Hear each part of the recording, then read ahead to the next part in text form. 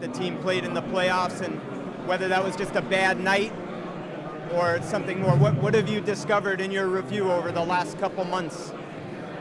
Yeah, looking ahead to this year. Try to put the best team on the field we can in 2022. Why the change in philosophy in free agency this year compared to last year?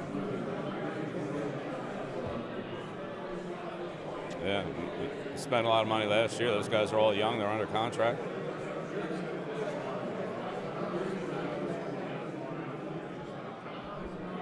Hey, Bill. With the coaching staff and Josh going out, how are you going to break down kind of shepherding Mac through his second year? You've spoken how important the second year is in general, and right now there don't seem to be a lot of coaches who've come in. What's the plan right now? Sorry, one more time. I'm sorry.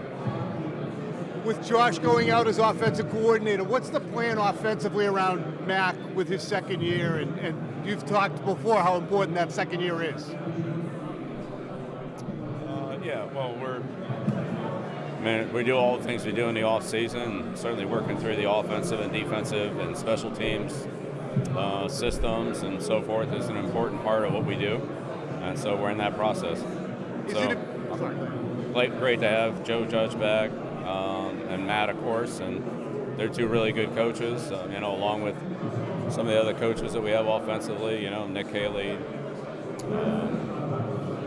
So Troy and so forth, guys were there last year. So we're working through it. Do the best we can here. Is it a step back at all in losing a coach of Josh's caliber? You've spoken about him a million times in the past, but to lose that kind of mentor for Mac going into a critical second year. Yeah. I think Matt and Joe are pretty good coaches. Josh is a great coach, but we've gone through that multiple years, so. Good morning, Coach. I'm just wondering, with Joe Judge back, is he going to have a defined role, or will he be more of a troubleshooter on the offense? Yeah, well, no, everybody will have a defined role, like they always do. Again, the off-season's the off-season. Once we get to getting on the field, coaching the players and game planning and things like that, then, that'll all work itself out. Is your staff complete, and who do you envision calling plays on offense?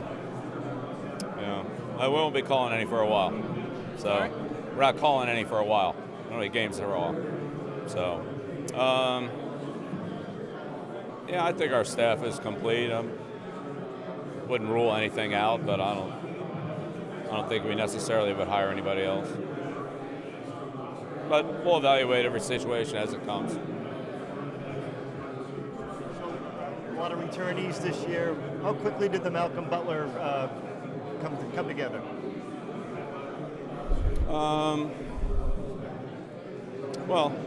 He indicated a desire to play this year, and we work through the process with Malcolm like we do with every player. Obviously, we know him, but he came up, visited where it was last week or a week and a half ago, and so we signed him. So look forward to having him back. Bill, you were talking about Matt Patricia with the offensive staff. His primary background with you has been defense. What do you see him adding to the offensive staff? Yeah. We've had a lot of coaches take multiple responsibilities. Josh and Brian Dable were on defense and then went to offense. Matt was on offense and went to defense, so forth and so on. So I'm not really worried about that. I think a good coach is a good coach, and Matt's a great coach. Joe's a great coach. They'll help us no matter what position they coach. And just to follow up on Matt, how would you describe his role with the organization? Like, the fact he's here with you today suggests like he's more than maybe just like more than that. Broad role, very broad. He does a lot of things, helps me in a lot of ways. Is he the only person in the league who might be an assistant coach / salary cap person too? That seems like a pretty unique set of skills there. Yeah, he does a lot of things. So, he has a lot of experience. He's done things, when he was here, and then, of course, he had experiences in Detroit, and than last year. Things like the COVID rules and that type of thing. So Matt's had a lot of different roles for us, and like I said, it's been a big help to me in the organization.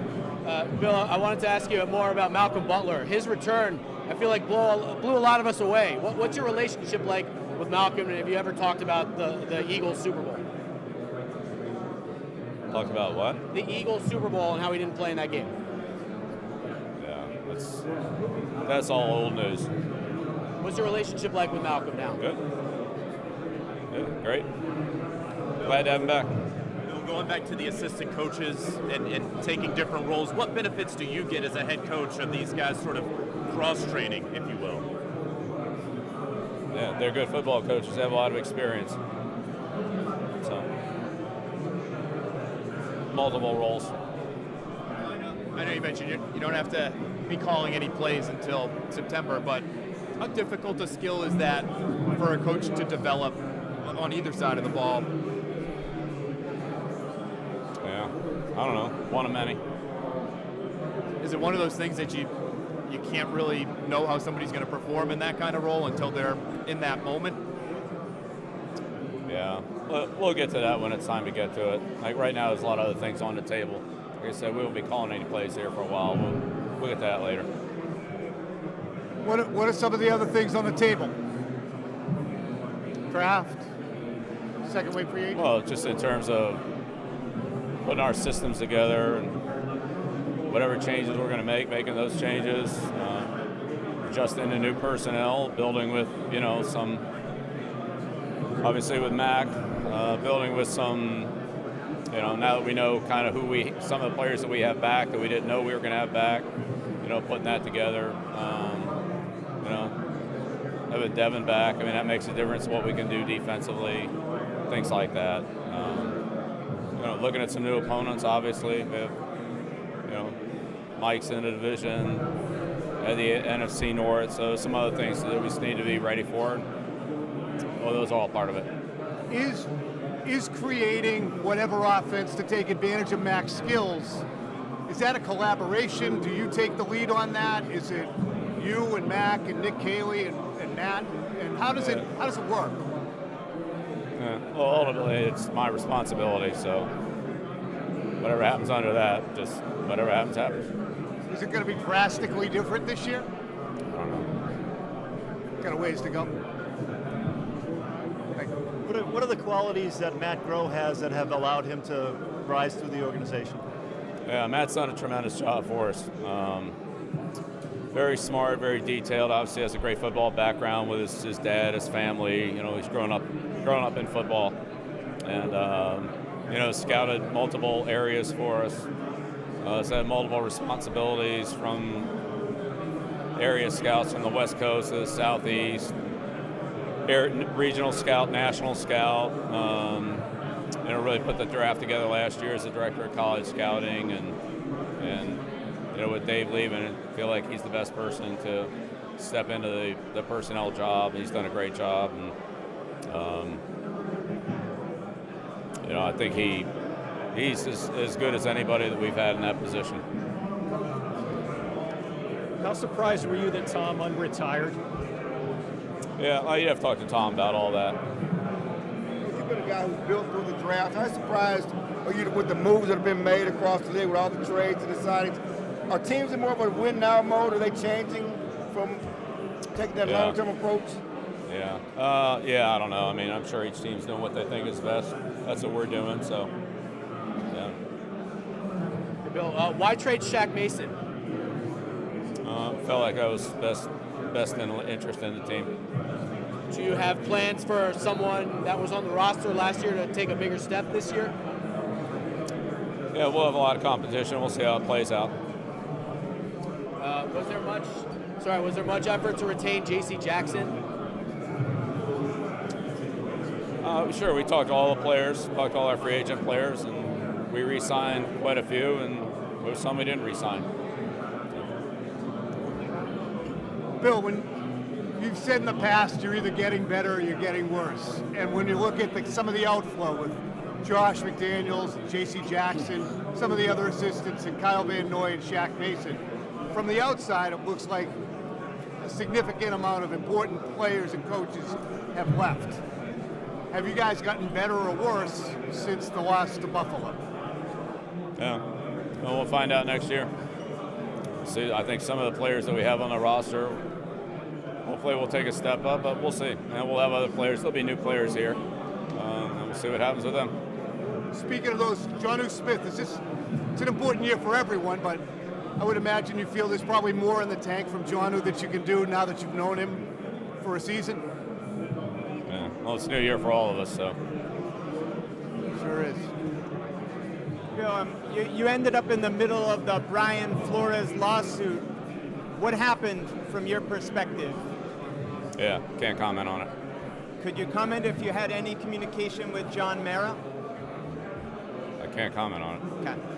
And on the schemes that you're talking about with the football team, Jakob Johnson had mentioned to a German media outlet just that he was told, from his perspective, his services were no longer needed because his position wasn't going to be part of the team.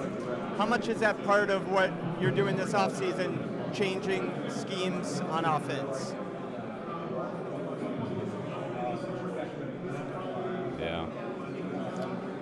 Yeah, I don't know. Again, we'll put together the offense that we feel is the best that we can, and that's what we'll do.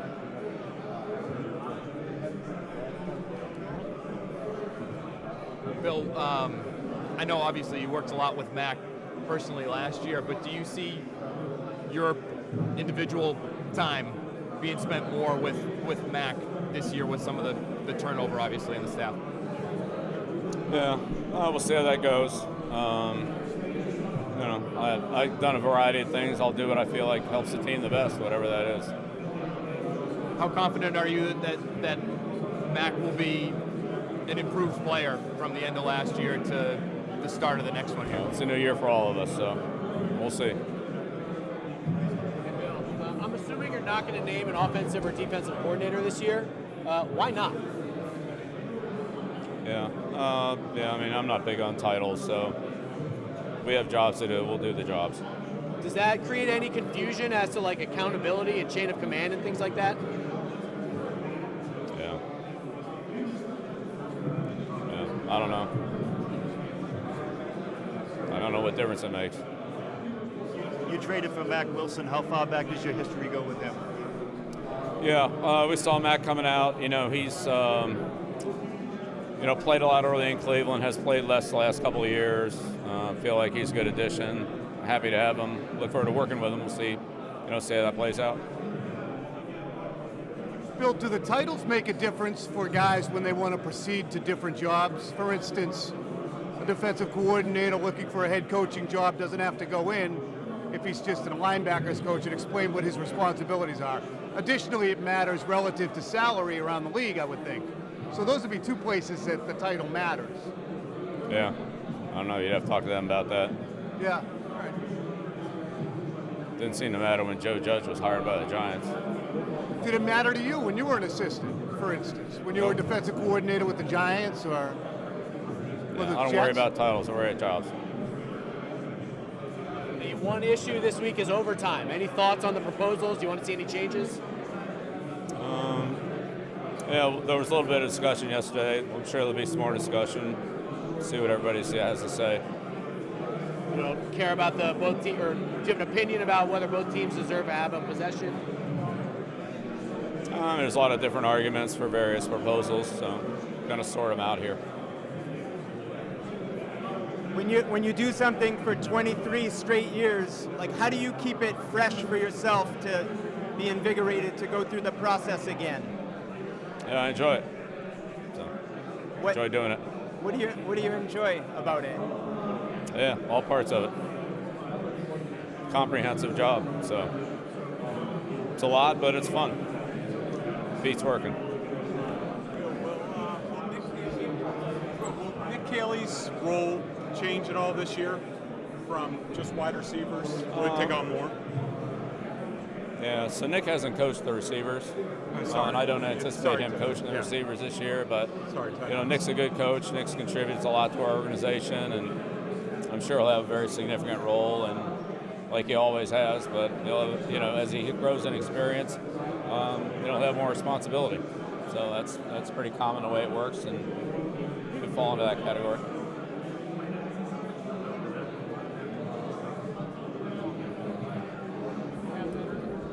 Bill, when you give your personal endorsement on a candidate like Joe Judge to the Giants and he gets fired only 2 years into what's supposed to be a long-term plan, do you have any kind of reaction to that? Disappointment that you put your name behind that and that person didn't get maybe the shot they thought they would? Yeah, it's not my decision. I wasn't there, so I don't know. Regarding you have to talk to the Giants about that. I don't know. Regarding the lawsuit, are those alleged text messages accurate as a text conversation? Can't comment on it.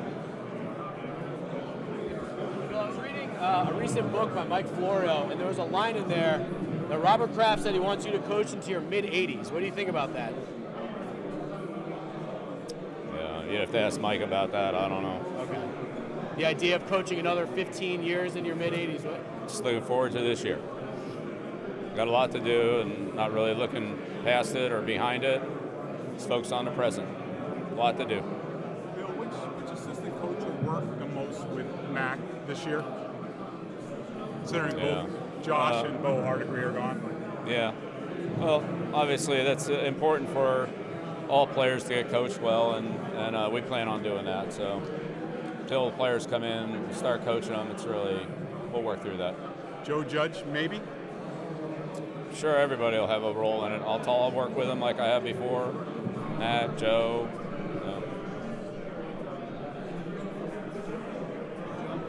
Quarterbacks, Bill, I know he played quarterback at one point in time, but would you feel comfortable if he was? Yeah, I feel comfortable. I told you, Joe's a good coach. I like having him on our staff. He'll have a lot of responsibility. You just mentioned a minute ago, it's a comprehensive job. How do you manage your time at this point in time, Bill? Again, there's turnover in the front office and on the coaching staff. How do you make sure that you're not spread too thin? I feel like I have a lot of good people working with me in the organization. Collectively, we do what we need to do to get done. I certainly don't do it all by any stretch. I rely on a lot of other good people, and they do a great job. I'm very fortunate to have the people on the staff that we have. What's the key in the NFL to sustainability? Like, this is a very high turnover league. Coaches, GMs, programs, you've been able to kind of push through all of that. What do you think the key is to building a program that sustains? Yeah. Having a lot of good people. Good owner, good coaching staff, good players. They're all important. Good support system. They're all important. Hey, Bill, how you doing, bud? All right, what's up, Jared? Good. I don't know how you're hearing all these questions, the acoustics in this place, but I'm curious about your thoughts on the overtime rule, and specifically the one that's got like the 2-point conversion as being the big change. Yeah, there was some conversation yesterday. I'm sure there'll be more. So just kind of listen to all the points that get brought out here and try to see what the pros and cons are. Are you in favor of any one of those proposals? Yeah, I think I stayed in my position on the overtime before. It hadn't changed. For those who don't know your position, I didn't catch your position before. But Well, I mean, this comes up every year. We talk about it every year, and my feelings are the same as they've been. So they haven't changed.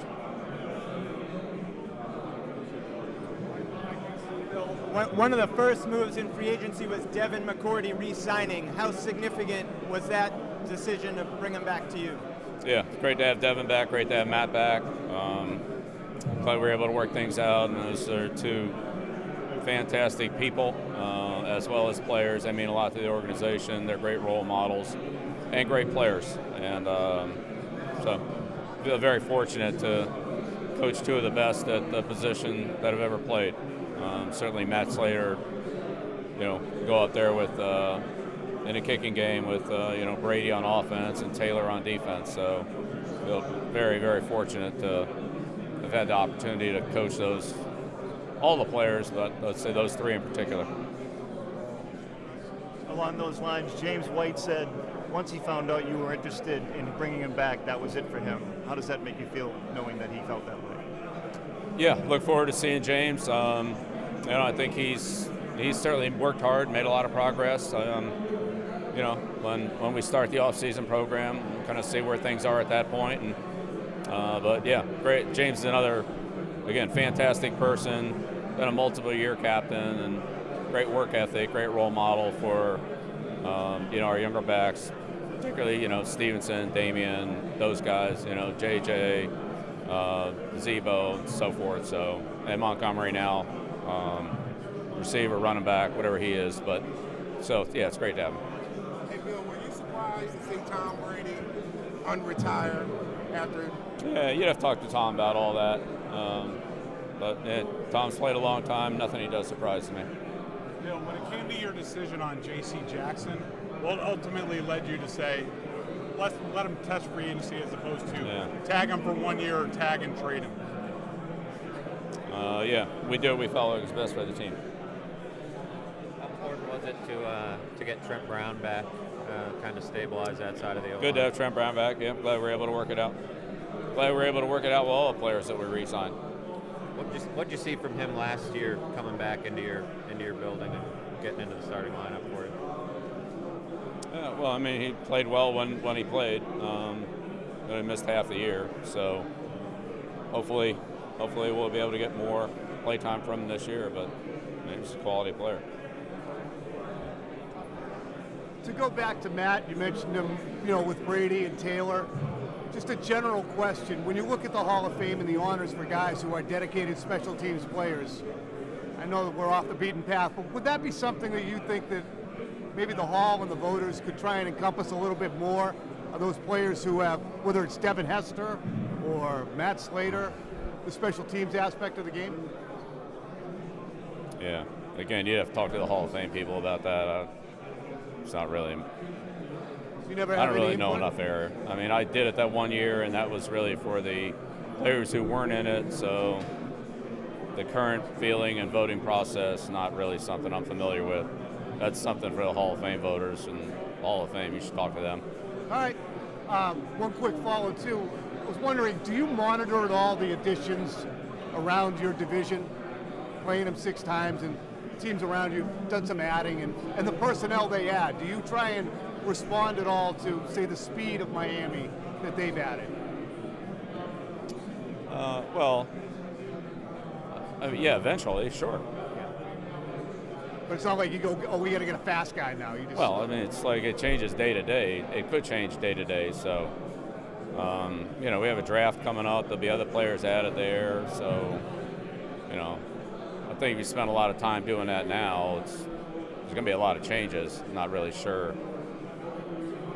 I think you're probably better off waiting until the majority of the changes have been made, so you can kind of get the full picture and then figure out, what, if anything, how you want to address it. But I mean, obviously I'm aware of Tyreek Hill, but I mean, there were other things that happened down there before they signed Hill, so traded for Hill. Yep. Thank you. How important is the pro day circuit for you, and how much does it help just seeing guys in person and getting a hands-on look at them, I guess? Yeah, that's always good. There's a lot of pro days. Obviously, there's players all over the place. We have a lot of people doing that, and so it's really, pulling all the information together. I mean, I see a fraction of them, but when you go to school like Georgia or Alabama, you can knock out a pretty good chunk of guys right there. So those are productive trips, but and other schools as well. I mean, but that's, we have a lot of people doing it, and that's, it's part of the process. It's part of the process. It's not all of it, but it's part of it.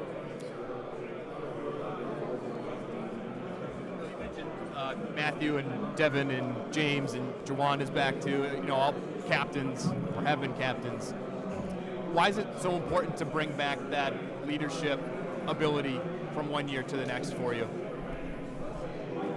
Well, we bring back the players that we can work things out with. It takes 2 people to have an agreement, and when we can do that, that's great. It's great for the team and great for hopefully the individual players.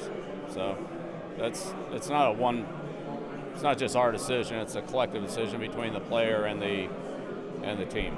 Other than, a franchise tag or an RFA designation. I mean, those are different, but all the rest of them they're joint decisions. They're not singular. But is there something to the leadership quotient that that group of guys brings to your team that is critical in your mind? Yeah, it's definitely important. It's part of the value that they have.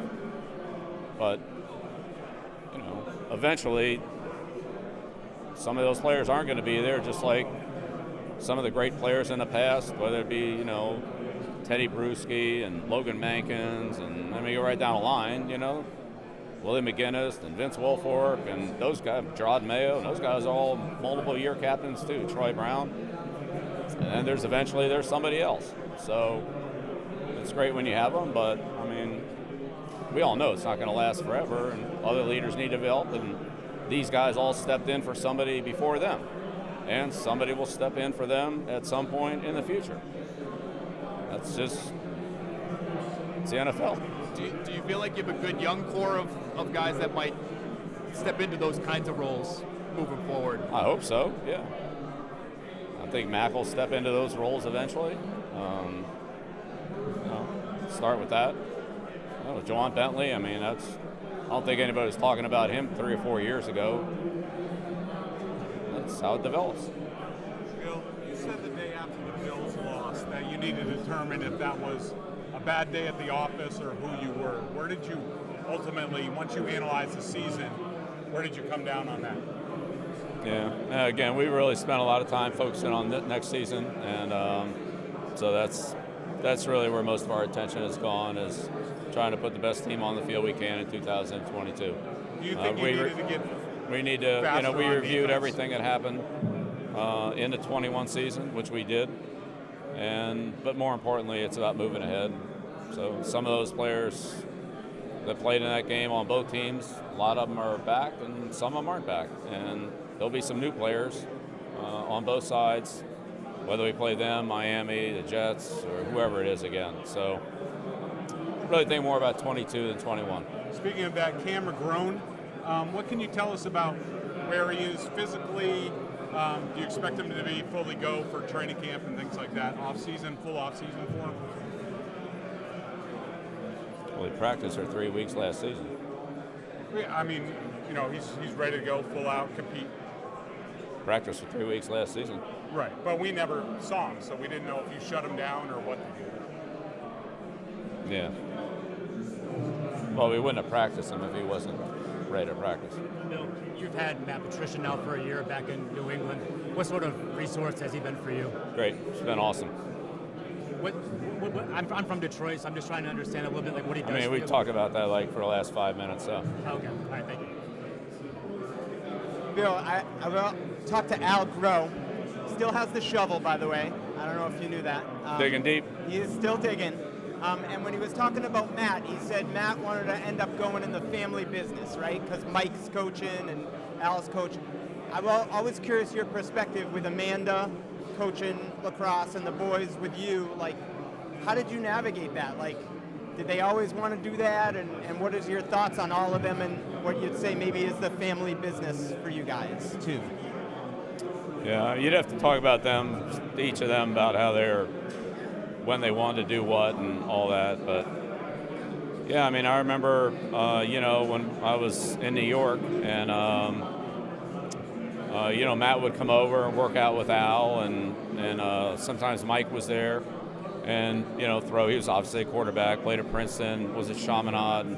So, would come over and throw, before and after practice, and sometimes did some drills out there for us and that kind of thing. So, he's always spent a lot of time around football. It's impressive. Kyle O'Brien did that too when his dad, Steve, was at the Giants, and he was a Long Island guy. So, we've always had people like that,